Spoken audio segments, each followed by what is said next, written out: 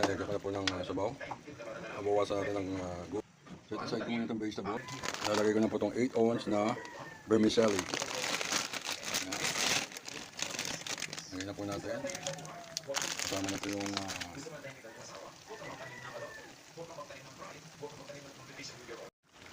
lagyan na po yung sautanghon. Lagyan natin lamampot.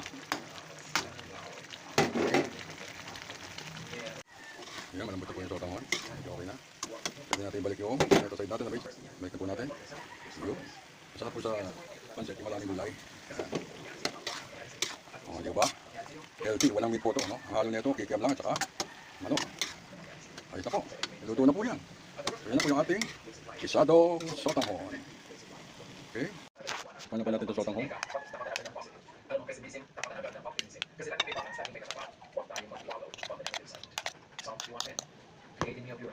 Ano natin? Tikiman time na. Harap. Eksakto ang timpla. Walang labis, walang kulang. Kaya na po kayo. Sarap. Thank you Lord. Gabi-lagawi. Kaya po tayo.